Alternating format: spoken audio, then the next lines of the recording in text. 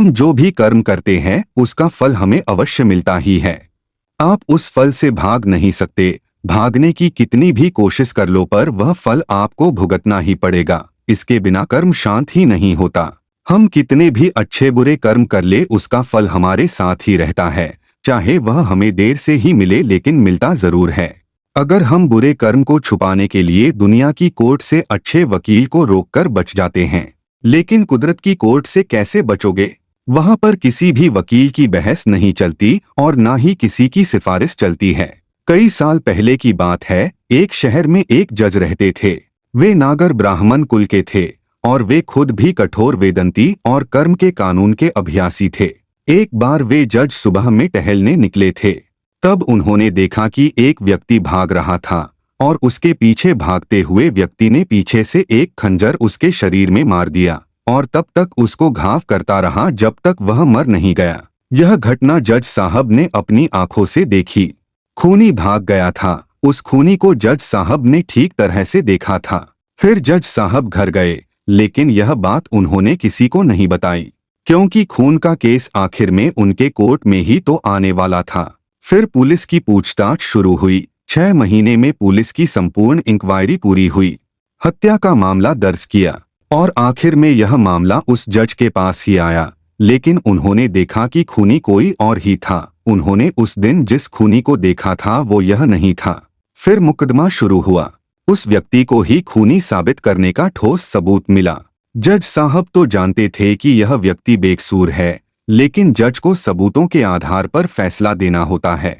उसमें न्यायाधीश के अपने खुद के आधार पर उसको बेकसूर नहीं कहा जाता। इसलिए उस निर्मित प्रतिवादी को पूरे सबूतों के साथ खूनी करार किया गया।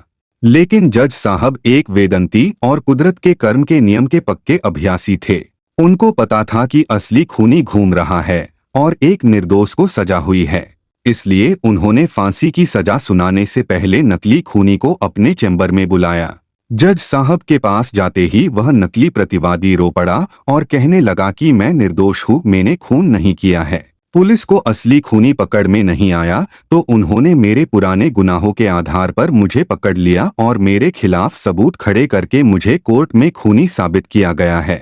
तब जज साहब ने कहा कि यह हकीकत मैं जानता हूँ, तुम बेकसूर हो। मैंने खूनी को अपनी आंखों से देखा था, लेकिन मैं इस मामले को कानूनी रूप से नहीं ला सकता, क्योंकि कानून सबूतों पर आधारित होता है। सबूत पूरी तरह से तुम्हारे खिलाफ है, इसलिए मैं तुम्हें कानूनी तौर पर खूनी साबित करके फांसी की सजा सुनाने वाला हूँ। लेकिन कुदरत के नियम में कहीं कुछ गलत तो नहीं हो रहा है ना? इस बात को सुनिश्चित करने के लिए मैं तुम्हें अकेले में एक सवाल पूछता हूँ। इस बात का तुम मुझे बिल्कुल सही जवाब देना।